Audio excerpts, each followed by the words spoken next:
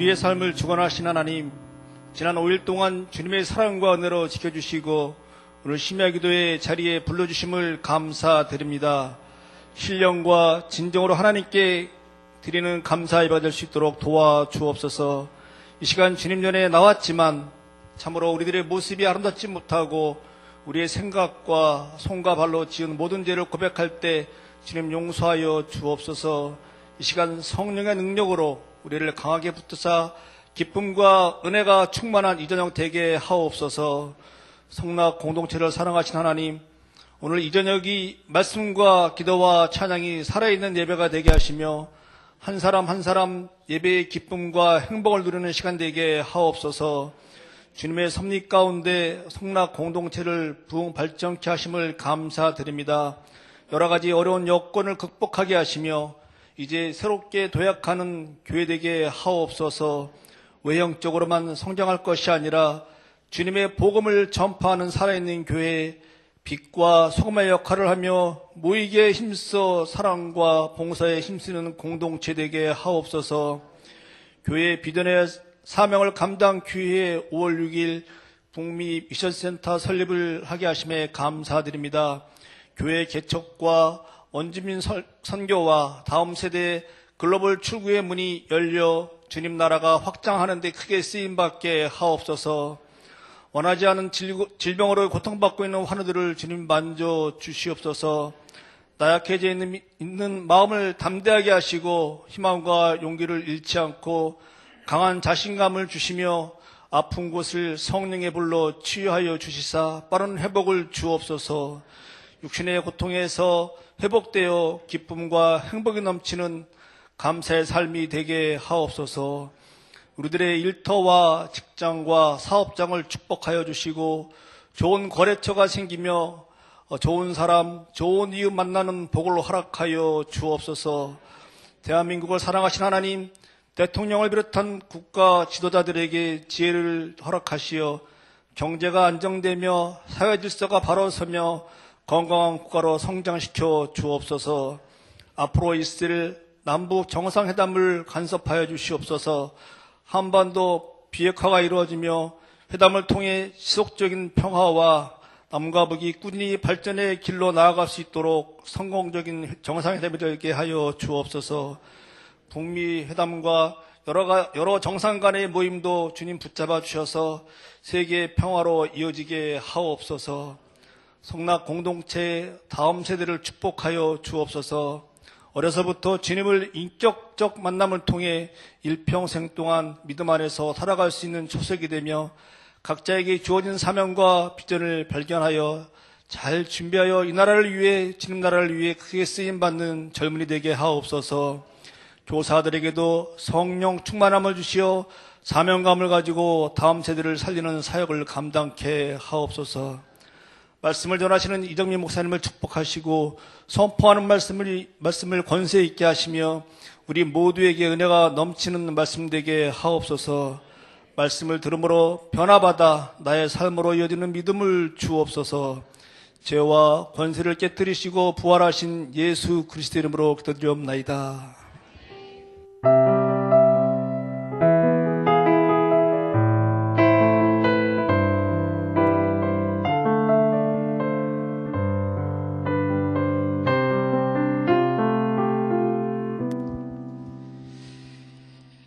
우리 하나님 말씀 보도록 하겠습니다. 우리 마태복음 18장입니다.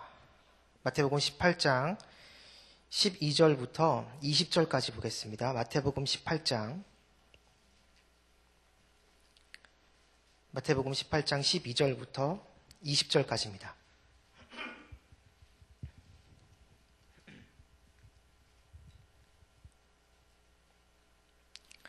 마태복음 18장 12절부터 20절까지 우리 다 같이 한 목소리로 읽도록 하겠습니다. 시작. 너희 생각에는 어떠하냐? 만일 어떤 사람이 양 100마리가 있는데 그 중에 하나가 길을 잃었으면 그 99마리를 산에 두고 가서 길 잃은 양을 찾지 않겠느냐? 진실로 너희에게 이르노니 만일 찾으면 길을 잃지 아니한 99마리보다 이것을 더 기뻐하리라. 이와 같이 이 작은 자 중에 하나라도 있는 것은 하늘에 계신 너희 아버지의 뜻이 아니니라. 내 형제가 죄를 범하거든 가서 너와 그 사람과만 상대하여 권고하라. 만일 들으면 내가 내 형제를 얻을 것이요 만일 듣지 않거든 한두 사람을 데리고 가서 두세 증인의 입으로 말마다 확증하게 하라. 만일 그들의 말도 듣지 않거든 교회의 말하고 교회의 말도 듣지 않거든 이방인과 세리와 같이 여기라. 진실로 너희에게 이르노니 무엇이든지 너희가 땅에서 매면 하늘에서도 매일 것이요 무엇이든지 땅에서 풀면 하늘에서도 풀리리라. 진실로 다시 너희에게 이르노니 너희 중에 두 사람이 땅에서 합심하여 무엇이든지 구하면 하늘에 계신 내 아버지께서 그들을 위하여 이루게 하시리라. 두세 사람이 내 이름으로 모인 곳에는 나도 그들 중에 있느니라. 아멘. 우리 잠시 기도하겠습니다. 하나님 감사합니다. 하나님의 백성, 하나님을 정말로 사랑하는 주님의 귀한 자녀들이 이곳에 모여 있습니다. 하나님, 이곳을 주목하시고 이곳 가운데 친히 임재하여 주셔서 오직 하나님이 주시는 그 은혜가 이곳에 충만하게 임할 수 있도록 주님 역사하여 주시옵소서. 이 시간 잠시 하나님 말씀을 듣습니다. 말씀을 전하는 자나 말씀을 듣는 우리 모두가 주님의 크신 은혜의 품 안에 온전히 거할 수 있도록 우리 한 사람 한 사람 모두를 선하게 인도하여 주시옵소서. 감사드리며 예수님의 이름으로 기도했습니다. 아멘. 우리가 갖고 있는 성경, 그러니까 창세기부터 요한계시록까지 이 모든 책들의 내용을 한 단어로 압축해서 이야기하라 한다면 아마 회복이라고 이야기할 수가 있을 것입니다. 바로 하나님께서 죄로 물든 이 세상을 하나님의 열심으로 온전하게 회복시키는 그러한 일들이 성경에 기록되어 있기 때문이죠. 그래서 우리가 잘 아는 요한복음 1장 12절 말씀도 이 회복의 관점으로 봐야 됩니다. 요한복음 1장 12절 다 아시는 말씀이죠. 영접하는 자, 곧 그 이름을 믿는 자들에게는 하나님의 자녀가 되는 권세를 주셨으니. 여러분, 이 말씀은 하나님의 자녀가 아니었던 사람에게 예수를 믿었으니까 너 이제부터 하나님의 자녀다, 이 말이 아닙니다. 원래 하나님의 자녀였던 사람이 죄로 말미암아 그걸 잃어버렸다가 예수 그리스도를 통해서 그 지위를 회복한 그러한 말씀입니다. 그러니까 요한복음 1장 12절 이 말씀도 회복의 관점에서 봐야 된다는 것이죠. 바로 예수님이 나중에 재림하는 그날, 바로 이러한 회복의 관점, 이 회복의 이 주제가 온 천하 만물 가운데 명백하게 드러나게 될 것입니다. 바로 예수님이 다시 오시는 그날, 바로 악한 마귀 사탄은 최후의 심판으로 말미암아 영원한 지옥에 들어가게 되어지고 모든 피조 세계가 원래 하나님이 지향하고 원래 하나님이 원하셨던 그 모습으로 온전하게 회복되어지는 날이 오게 되어집니다. 그렇기 때문에 창세기부터 요한계시록까지 모든 내용을 한 단어로 압축해서 이야기하라 한다고 한다면 바로 회복이라고 이야기할 수가 있습니다. 바로 오늘 본문도 이러한 큰 그림 안에서 보면 보다 잘 이해할 수가 있습니다. 오늘 본문은 크게 세 부분으로 나눠지는데요. 첫 번째는 12절부터 14절, 그리고 두 번째는 15절부터 17절, 그리고 마지막 세 번째는 18절부터 20절입니다. 한번 차례대로 좀 보면요. 첫 번째 부분은 바로 이러한 타락한 피조물의 회복에 대한 하나님의 열심을 보여주고 있고, 두 번째 부분은 구체적으로 그러한 하나님의 열심이 교회 공동체 안에서 어떻게 나타나는지, 그리고 마지막 세 번째 부분은 그럼 교회 공동체는 이러한 하나님의 회복에 대한 열심에 어떻게 부응할 수 있는지 보여주고 있습니다. 차례대로 한번 살펴보도록 하겠습니다. 먼저 첫 번째 부분입니다. 첫 번째 부분은 12절부터 14절 말씀입니다. 너무나 유명한 말씀이죠. 바로 목자가 99마리 양을 놔두고 잃어버린 한 마리의 양을 찾아 나선다는 그러한 내용입니다. 여기서 목자는 당연히 주님을 가리키고, 그리고 잃어버린 한 마리의 양은 당연히 주님을 떠난 죄악의 길에 빠진 사람을 가리킵니다. 그런데 여러분, 오늘 이 말씀을 보면 사실 상식적으로 잘 이해가 되지 않습니다. 99마리 양을 놔두고 잃어버린 한 마리 양을 찾으러 나선다? 만약에 여러분 그렇게 했을 때 99마리 양에 무슨 일이 생기면 여러분 더 큰 손해입니다. 상식적으로 보면 사실 이게 좀 잘 이해가 되지 않습니다. 이런 비슷한 내용이 누가복음 15장 8절에도 있는데요. 거기에 보게 되어지면 이런 내용이 있습니다. 어떤 한 여인에 대한 이야기인데 10드라크마를 가지고 있는 여인입니다. 그런데 이 10드라크마를 갖고 있는 여인이 그중에 하나 1드라크마, 하나의 드라크마를 잃어버리게 됩니다. 그래서 그거를 찾다가 드디어 찾아서 어떻게 했느냐? 그 마을에 있는 모든 사람들을 불러서 잔치를 벌입니다. 이 드라크마가 당시 기준으로 보게 되어지면 그 한 일꾼의 하루 품삯에 해당되어지는 금액인데요. 지금의 관점으로 본다면 글쎄요, 정확하진 않지만 한 10만 원으로 본다고 한다면 10만 원을 잃어버렸다가 10만 원을 찾았습니다. 그래서 너무 기뻐서 어떻게 했느냐? 마을 사람들 다 초대한 겁니다. 그리고 잔치를 벌인 거죠. 여러분, 잔치를 벌이면 10만 원보다 더 나오면 더 나왔지 덜 나오지는 않을 겁니다. 누가 봐도 산술적으로 보더라도 이거는 분명한 명백한 손해입니다. 근데 그렇게 한다라는 것이죠. 쉽게 얘기하면 이렇게 상식적으로 이해되지 않고 손해인 것처럼 보인다 할지라도 주님은 그렇게 하신다는 겁니다. 왜 그러느냐? 바로 그 이유가 오늘 본문 말씀 14절에 나오는데요. 14절, 우리 다 같이 한번 읽겠습니다. 시작. 이와 같이 이 작은 자 중에 하나라도 잃은 것은 하늘에 계신 너희 아버지의 뜻이 아니니라. 하나라도 잃어버리지 않는 것이 하나님의 뜻이라는 것입니다. 그렇기 때문에 어느 누구도 주님에게는 소중한 존재라는 것이죠. 결국 주님에게는 모든 사람이 소중하고 귀한 존재, 사랑과 관심의 대상이 된다라는 겁니다. 그렇기 때문에 상식적으로 보이지 않는다 할지라도, 분명히 봤을 때 이건 손해인 것처럼 보인다 할지라도 주님은 포기할 수가 없는 것이죠. 여러분, 바로 이 마음이 우리를 향한 주님의 마음입니다.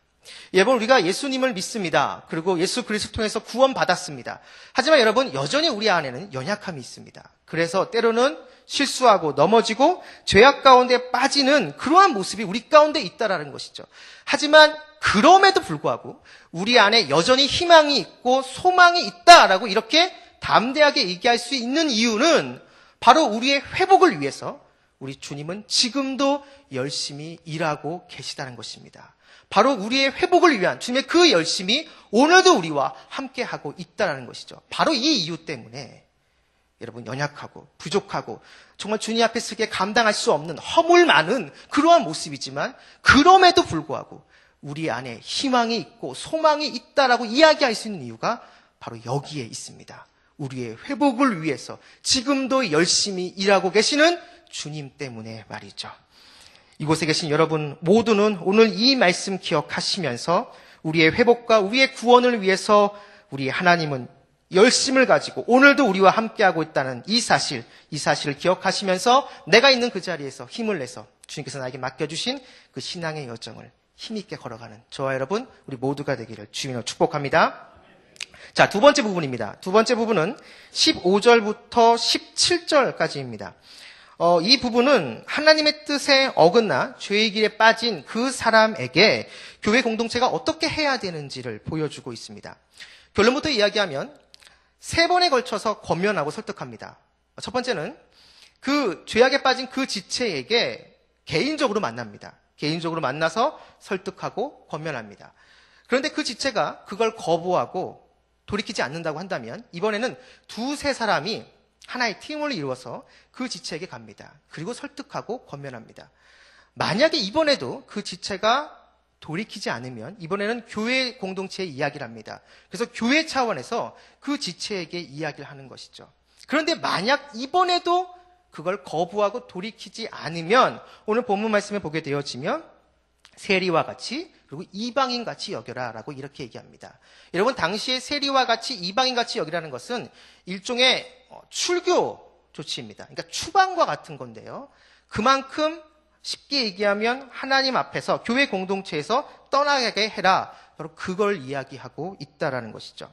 물론 이것은 예수님 당시 초대교회의 배경으로 주신 말씀입니다. 그래서 이것을 지금 우리 시대에 그대로 적용하기는 사실 좀 어렵습니다. 하지만 오늘 이 본문이 우리에게 말하고자 하는 핵심 요지는 분명합니다. 그것이 무엇이냐? 바로 죄악 가운데 있는 지체를 돌이키기 위해서 하나님은 여러 번에 걸쳐서 기회를 주신다라는 것이죠.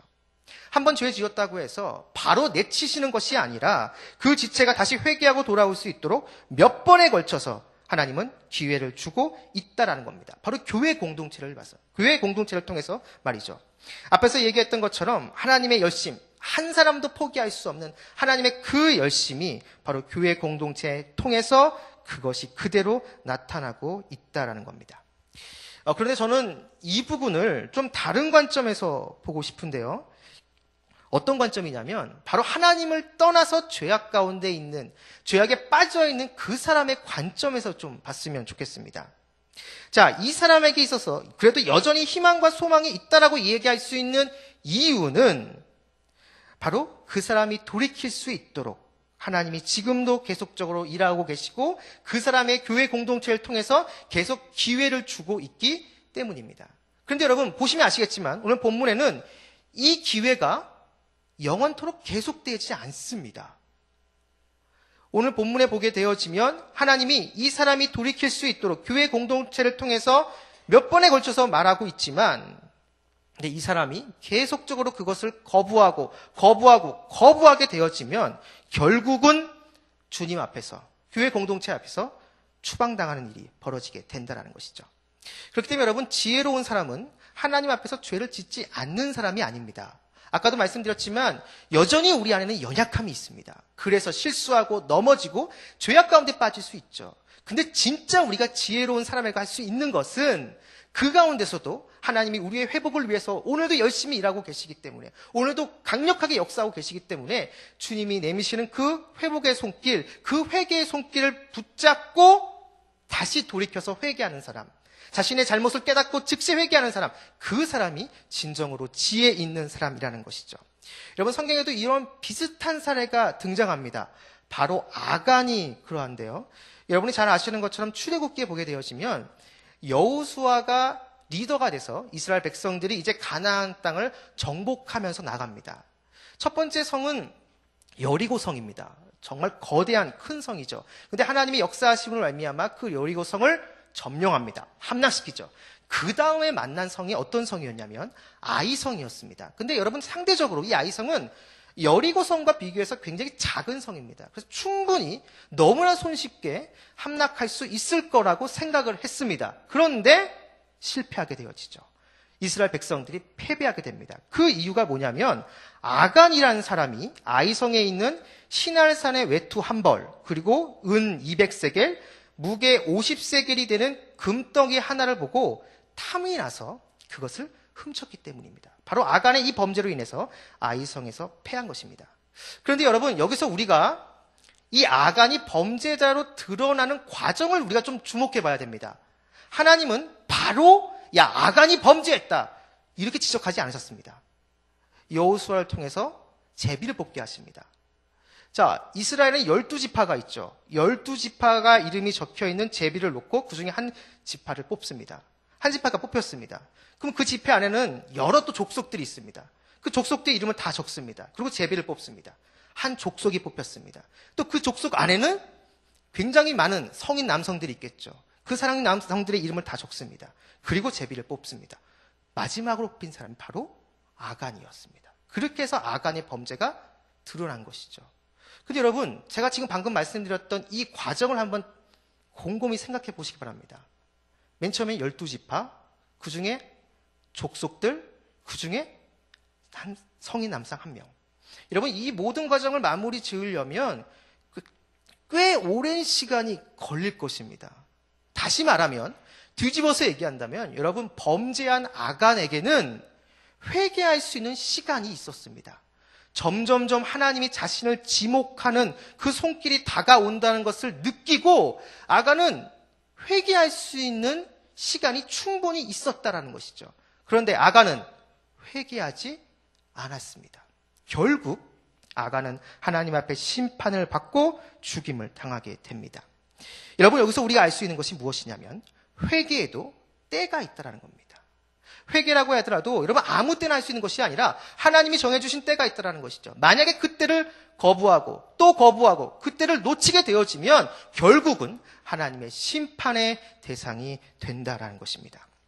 아까도 말씀드렸지만 우리는 예수 그리스도를 통해서 구원받은 존재입니다. 하지만 그럼에도 불구하고 여전히 연약함으로 인해서 실수하고 넘어질 수 있습니다. 때로는 죄악 가운데 빠질 수도 있죠. 하지만 그 가운데 우리의 희망과 우리의 소망이 있다라고 담대하게 말할 수 있는 이유는 하나님이 우리의 회복을 위해서 지금도 역사하고 계시기 때문입니다.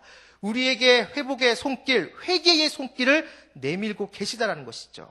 그런데 만약에 그것을 의도적으로 거부하고 또 거부하고 또 거부하고 계속적으로 거부하다 보게 되어지면 결국에 가서는 회개의 때가 정해진 그 회개의 때가 다 지나버려서 결국 그 사람은 하나님의 심판의 대상이 된다라는 것입니다.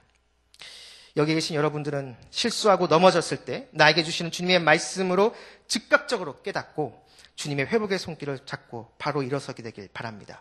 나를 회복시키기 위한 주님의 그 열심이 오늘도 역사하고 있는데 내가 그것에 대해서 반응하지 않는다면 나의 삶 가운데 더 이상 어떠한 소망과 어떠한 희망도 존재하지 않게 되어지는 것이죠. 주님의 회복의 손길을 잡고 다시 시작하는 은혜 가운데 나가는 저와 여러분 우리 모두가 되기를 주님으로 축원합니다. 자, 마지막 세 번째 부분입니다. 세 번째 부분은 18절부터 20절입니다. 이 부분은 교회 공동체가 무엇을 해야 되는지 교회 공동체의 사명에 대해서 말해주고 있는 것인데요. 앞에서 주님의 뜻에 어긋나 죄악의 길에 빠진 그 지체를 권면하고 설득하는 작업. 근데 그것이 한 번에 하고 끝나는 것이 아니라 계속적 몇 번에 걸쳐서 이루어진다고 했습니다. 바로 이것이 한 사람도 포기할 수 없는 주님의 사랑과 관심의 모습이죠. 하나님의 열심의 모습이라는 겁니다. 그런데 그 사람이 만약에 그것을 끝까지 거부하게 되면 어쩔 수 없이 그 사람은 신앙 공동체에서 떠나게 됩니다. 자, 그런 상황 가운데 그 이후에 그러면 교회 공동체가 무엇을 해야 되는지를 바로 오늘 본문 말씀이 보여주고 있다는 것이죠. 자, 18절을 보시게 되어지면 18절에 이렇게 나옵니다. 너희가 땅에서 매면 하늘에서도 매일 것이요 무엇이든지 땅에서 풀면 하늘에서도 풀리리라 라고 말을 합니다. 여러분, 이것은 마태복음 16장에서 베드로가 예수님에 대한 신앙 고백, 주는 그리스도시요 살아계신 하나님의 아들이십니다 라고 이렇게 신앙 고백하고 바로 그 직후에 나오는 말씀입니다. 전체적인 문맥을 보게 되어지면 이것은 하늘과 땅이 연결되어져 있다는 거고, 여러분 구약에서는 하늘과 땅이 연결되어져 있는 곳은 딱 한 곳이었습니다. 지성소가 있는, 법궤가 있는 성전이었죠. 그래서 구약에서는 딱 한 곳, 성전이 하늘과 땅이 연결되어져 있는 그러한 곳이었습니다. 그런데 신약에 와서는 그렇지 않죠. 바로 예수 그리스도를 통해서 하늘과 땅이 연결되어져 있는 것을 보여줍니다. 즉 예수 그리스도를 통한 기도가 하늘과 땅을 연결시켜야 한다는 것이죠. 바로 19절과 20절도 바로 기도에 대해서 이야기를 합니다. 근데 그것을 보게 되어지면 두세 사람이 주님의 이름으로 모인 곳에 주님이 함께 하신다라고 이야기합니다. 더 쉽게 얘기한다면 두세 사람이 주님의 이름으로 모여서 기도하면 주님께서 그곳에 함께 거하신다라는 것이죠. 자, 그렇다면 여러분 두세 사람이 모여서 기도합니다. 그러면 그 두세 사람이 모여서 기도할 때 무슨 기도 제목을 가지고 기도할까요? 보통 여러분 우리가 기도회를 인도할 때 이 성경 구절을 곧잘 인용하면서 두세 사람이 모인 곳에 주님이 함께 계십니다. 그렇게 이야기하면서 기도하는 이 자리에 주님이 함께 하신다라고 얘기하면서 그렇게 기도회를 인도하는 것을 보게 됩니다. 물론 이게 틀린 말은 아닙니다. 그런데 여러분 문맥을 자세히 보게 되어지면 여기서 이 두세 사람은 그냥 두세 사람이 아니라 앞에서 주님을 떠나서 죄악의 길에 빠진 그 지체를 권면하고 설득하기 위해서 갔던 두세 사람입니다. 그 두세 사람이 지금 와서 두세 사람이 모여서 지금 기도하고 있는 것이죠. 그렇다면 여러분 이 두세 사람이 무슨 내용을 가지고 기도할까요? 주님을 떠나서 죄악의 길에 빠져 있는 그 지체 가서 권면하고 설득했습니다. 근데 거부했어요. 그래서 안타까운 마음으로 와가지고 두세 사람이 교회 공동체 안에서 모여서 기도합니다. 그 기도 제목은 방금 전에 만났던 권면하고 설득했지만 그걸 거부한 죄악의 길로 떠나간 그 지체를 위해서 기도한다는 겁니다. 그렇게 할 때 그 두세 사람 가운데 주님이 함께하고 있다라는 것이죠. 그렇다면 여러분 이 두세 사람이 모여서 기도하고 그때 주님이 함께 하실 때 여러분 이 기도의 내용은 다름이 아니라 바로 중보기도입니다. 주님을 떠나서 죄악의 길에 빠져있는 그 지체를 위해서 교회 공동체가 모여서 기도할 때 주님이 그 가운데 함께하고 계시다라는 것이죠. 결국 여러분 교회의 사명이란 무엇인가? 바로 죄악의 길을 가고 있는 사람들에 대한 중보기도입니다. 교회는 계속적으로 그 사람을 위해서 권면하고 설득해야 됩니다. 근데 만약에 그 사람이 악한 마음을 가지고, 완악한 마음을 가지고 그걸 거부하고 돌이키지 않고 되어지면 결국 신앙 공동체에서 떠나겠죠.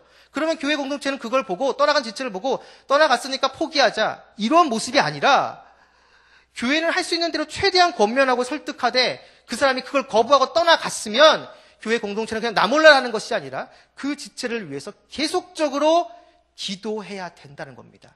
그렇게 할 때 그 교회 공동체 안에 주님의 임재가 임하게 된다라는 것이죠. 여러분, 그렇게 했을 때 주님의 임재 안에 있는 교회는 세상 가운데 있지만 세상과 구별된 존재로서 비로소 우뚝 서 있을 수 있게 되어지는 것입니다. 여러분, 이러한 주님의 임재의 주제는 같은 이 마태복음 안에 여기만 등장하는 게 아닙니다. 2번 더 등장합니다. 언제 등장하느냐? 바로 마태복음 1장 23절입니다. 마태복음 1장 23절. 굉장히 유명한 말씀이죠. 제가 읽어드리겠습니다. 보라, 처녀가 잉태하여 아들을 낳을 것이요 그의 이름은 임마누엘이라 하리냐 하셨으니 이를 번역한즉 하나님이 우리와 함께 계시다 함이라. 바로 주님께서 이 땅에 오심으로 말미암아 주님의 임재가 본격적으로 시작됐다라는 겁니다. 그리고 마태복음, 여러분, 마지막 마태복음 28장 20절에 이렇게 말씀하십니다. 내가 세상 끝날까지 너희와 항상 함께 있으리라 하시니라. 세상 마지막까지 주님의 임재가 계속된다는 것이죠. 그런데 여러분, 이것은 교회 공동체가 아무것도 하지 않고 가만히 있어도 하나님의 임재, 주님의 임재가 계속된다는 것이 아닙니다. 교회 공동체가 세상 마지막까지 뭔가를 해야 돼요. 뭔가를 해야 된다는 겁니다. 주님의 임재를. 근데 그거 어떻게 해야 되느냐? 바로 오늘 본문 말씀에 나와 있습니다. 18장 20절. 두세 사람이 내 이름으로 모인 곳에는 나도 그들 중에 있느니라. 바로 교회가 주님을 떠나서, 신앙을 떠나서 세상 가운데, 죄악 가운데 빠져있는 그 지체를 위해서 계속적으로 중보 기도할 때 비로소 그 교회 공동체에 하나님의 임재가 있고 그 임재 가운데 계속적으로 그 임재를 누리고 경험하며 세상 끝날까지 가게 된다라는 것입니다. 그렇기 때문에 여러분, 우리 교회의 사명, 우리 그리스도인 가운데, 우리 그리스도에게 주어진 사명, 여러 가지가 있을 수 있겠지만 그 중에 우리가 반드시 해야 될 사명, 그것이 무엇이냐? 주님을 떠나 죄악의 길을 걷고 있는 그 지체를 위해서 나 몰라라 하는 것이 아니라 계속적으로 그 지체를 회복시키고 돌이키기 위해서 계속적으로 기도해야 됩니다. 그것이 바로 교회 공동체와 우리의 사명인 것이죠. 사랑하는 성락성결교회 성도 여러분, 여러분들은 여러분 가족 중에 또는 여러분 아는 지인 중에 과거에 신앙생활을 정말 열심히 했는데 지금은 신앙을 떠나고 죄악의 세상의 길에 빠지신 그러한 분은 혹시 알고 계시지 않습니까? 여러분 가족 중에 혹시 그런 분이 계시지 않습니까? 여러분 잊지 마시기 바랍니다. 그분들 절대로 주님 포기하지 않습니다. 그분들도 하나님의 사랑하는 자녀들입니다. 하나님의 사랑하는 아들이고 하나님의 사랑하는 딸들입니다. 주님이 포기할까요? 아니요. 절대로 포기하지 않습니다. 그들이 다시 돌이킬 수 있도록, 다시 돌아올 수 있도록, 그들이 온전하게 회복되어질 수 있도록 주님은 지금도 역사하고 계시고 지금도 열심히 일하고 계십니다. 그것이 바로 성경이 우리에게 증언하고 있는 것이죠. 그렇다면 우리가 이것을 성경을 통해서 알고 있다고 한다면 우리 교회 공동체, 이곳에는 저와 여러분들이 어떤 일을 해야 될까요? 우리 역시도 그걸 진짜 알고 있다면 그 지체를 위해서 돌이킬 수 있고 회복할 수 있도록 우리 역시도 계속적으로 기도해야 됩니다. 그것이 여러분 우리의 사명이고 또 그 기도를 온전하게 감당할 때 여러분 이 세상 가운데 주의 임재를 더 강력하게 느끼고 누리고 경험하고 체험할 수가 있다라는 것이죠. 혹시 이곳에 계신 여러분 가운데 지금 영적인 슬럼프에 빠지신 분이 계십니까? 여러분 그분들도 계시다면 여러분 잊지 마시기 바랍니다.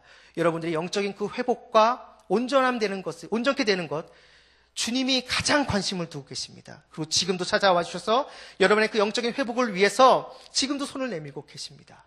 그 손을 붙잡고 다시 일어설 수 있다면, 주님이 우리를 온전케 하고 회복시키는 그 은혜가 우리를 다 감싸게 될 것이고, 우리가 온전케 됨으로 말미암아 매일매일 삶 가운데 주의 임재를 느끼며 더 강력하게 나갈 수가 있다는 겁니다. 이 사실을 기억하시며 그 은혜 가운데 있는 곳에서 매일매일 힘을 내서 주님께서 우리에게 주신 그 사명의 여정, 그 신앙의 여정을 묵묵히 걸어가는 저와 여러분 우리 모두가 되기를 주님을 축원합니다.